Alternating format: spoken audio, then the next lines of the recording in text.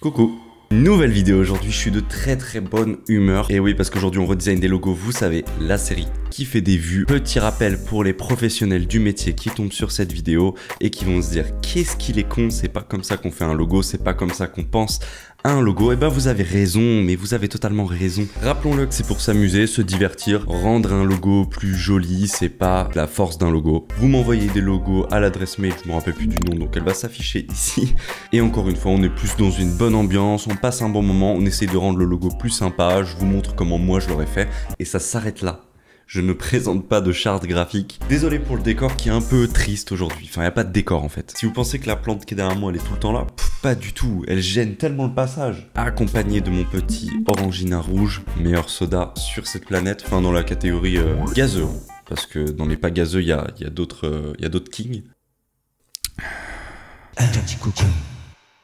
On rentre sur le premier logo, un logo qui nous a été envoyé par Pierre. Il se trouve que très récemment, afin de filer un coup de main à ma sœur qui a ouvert sa brasserie au sud de Santiago, je me suis attelé à la création bénévole d'un logo ainsi que 3 étiquettes pour ses bières. Très sympa de ta part déjà. Il rajoute également que le volcan que vous voyez sous vos yeux est censé représenter une bouteille qui explose. Et ouais, une bière qui explose. Donc c'est plutôt cool. L'hexagone est aussi censé représenter une ruche parce que la brasserie, elle est à un endroit qui s'appelle l'hydromel.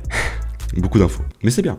Beaucoup d'infos, mais c'est bien. Et ils ont apparemment une bière un peu mielleuse parce qu'il a mis, il m'a aussi mis les logos avec les abeilles. Ok, donc on va tranquillement, je pense, commencer sur cette base. On va commencer là-dessus, je vais le dupliquer. Encore une fois, pour moi, il y a 2 concepts en un. Si ça, c'est censé être ton étiquette, je te conseillerais de faire une étiquette que à la base de ça, parce que ton abeille est déjà un hexagone, donc on comprend le délire. Et également, tu le remets dans un hexagone. C'est bien un hexagone. 1, 2, 3, 4, 5, 6. Ouais, c'est ça.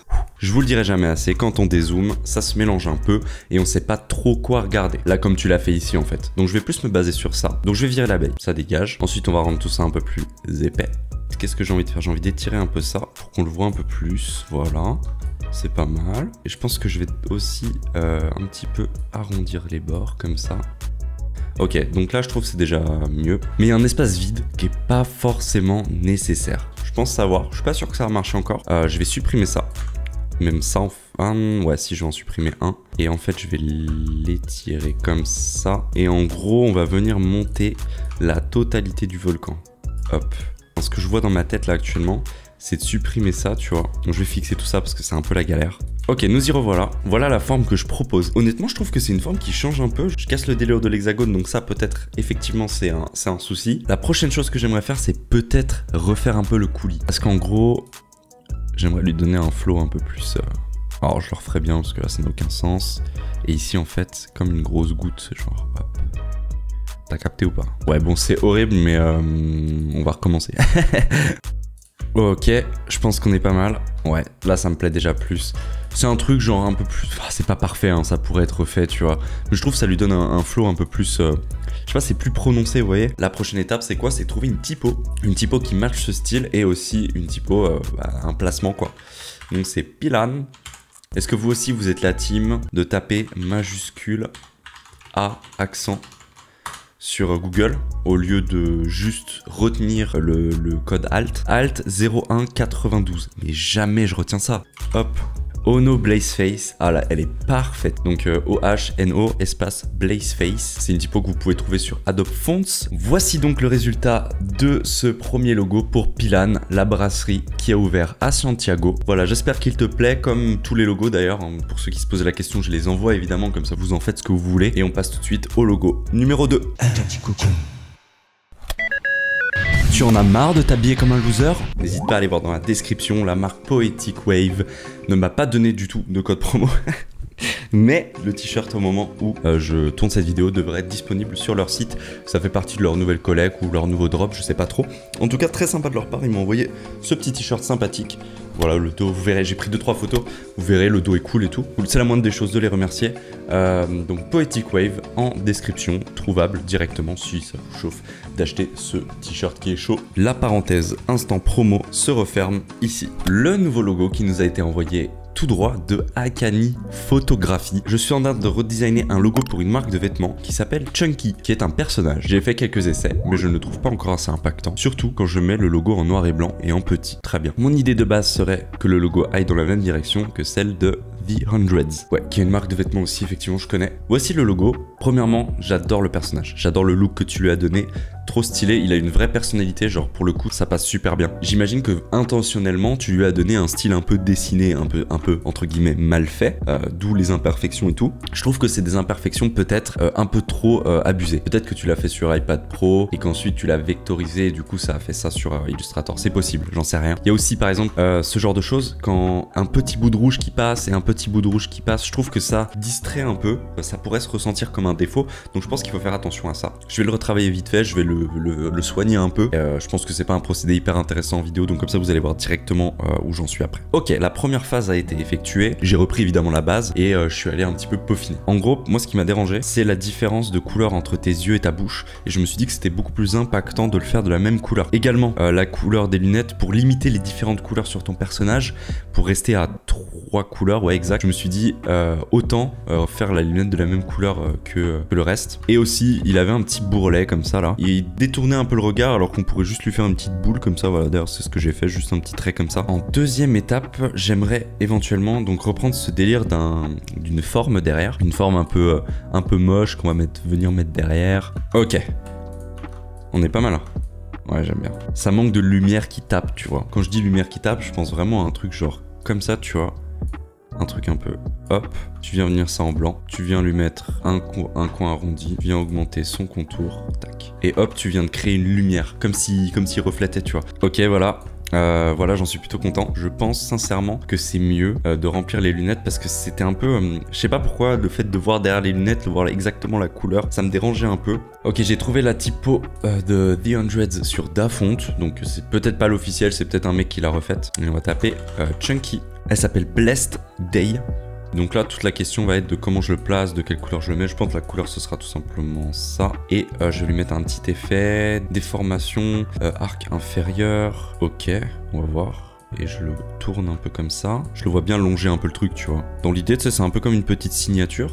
Moi, j'aime bien. Voici le résultat donc final pour Chunky, notre petit personnage. Partir de zéro et créer un personnage impossible. Par contre, tu me fournis le personnage et tu me demandes de le rendre un peu plus sympathique, etc. Ça, j'aime bien. Ça, c'est même partir de zéro. Ouf. Elle a géré quand même. Et merci pour ce logo qui m'a bien amusé en vrai. Logo qui nous a été envoyé par Lilian. Salut, voici un logo que j'ai fait depuis déjà un peu plus d'1 an. Il s'agit d'un logo représentant ma communauté e-sport, Discord, stream, etc. Elle s'appelle Always More. Ok, donc t'as un logo comme ça, signe infini et un plus, Always More. Incroyable, ça fait sens. Ok, c'est cool, ça tombe bien que ce logo tombe. C'est un truc d'ailleurs que j'avais envie d'essayer. C'est, vous savez, les trucs d'illusion d'optique là, qu'on peut un peu retrouver chez Palace, la marque de skate. J'ai déjà vu ça avec un signe infini, mais je me suis dit, si on fait une illusion d'optique avec un cercle, et ben on allait avoir un truc infini, tu vois. Donc c'est ce qu'on va essayer. Donc tout débute avec l'outil ellipse. Très très bien. Tac. On fait ça, on met un contour un peu plus imposant, dégradé, qui va vers le bas. Et ensuite, tu dupliques ça juste comme ça. Tu viens visuellement faire ça. Et ensuite, ici, tu viens inverser. Donc là, déjà, on a une espèce de profondeur dans un cercle. Et donc là, ce que je me dis, c'est que si... Parce que là, comment je vais montrer ça? En gros, j'ai envie que les deux cercles, ils fassent ça, tu vois. Un truc comme ça. Genre, ils vont l'un dans l'autre et du coup, ça fait un truc infini. C'est ce que j'ai en tête. On va voir comment ça fonctionne.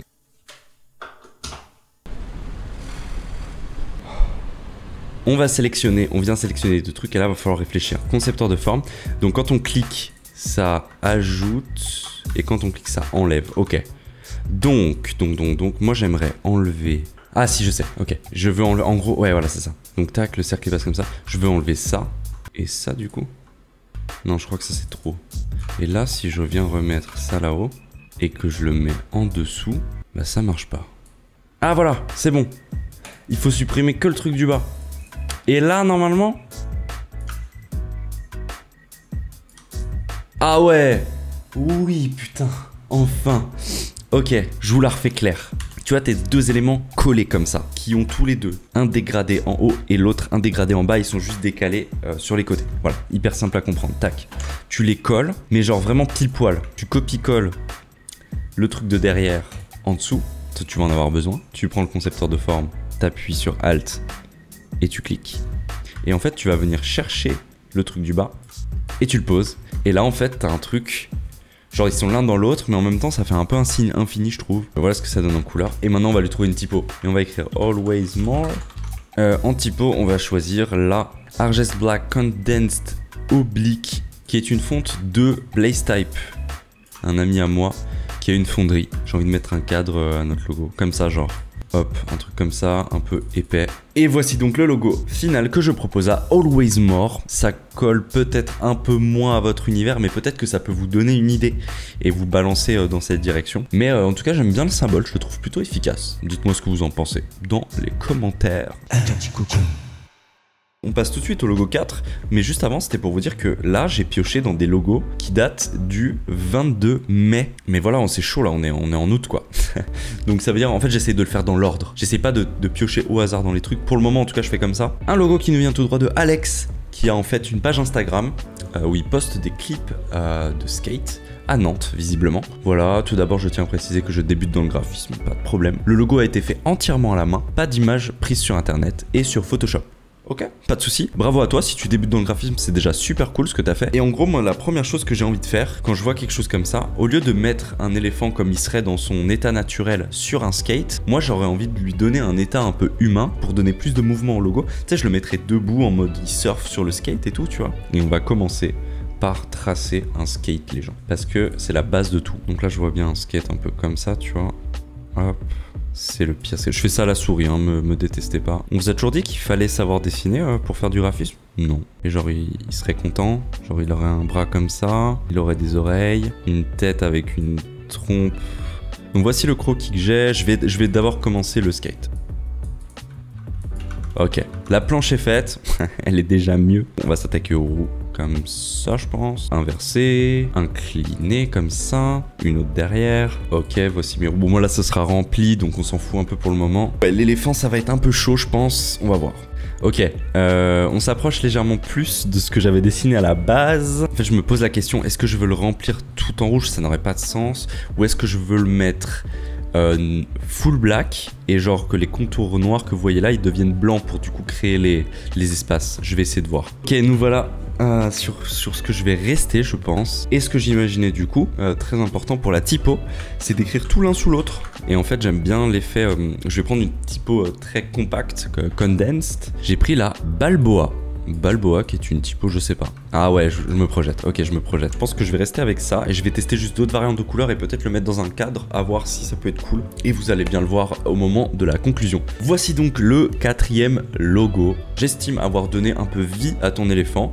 Je l'ai complètement redesigné. Je suis plus du tout dans ton style de placement de forme et dans des petites étiquettes ou alors seul le logo, à toi de me dire. Moi ça va, je suis satisfait. C'est pas mon fort de dessiner des trucs comme ça et au final je trouve que je m'en suis bien sorti. N'oubliez pas le petit like et le petit abonnement comme d'habitude. Et d'ici là, ciao!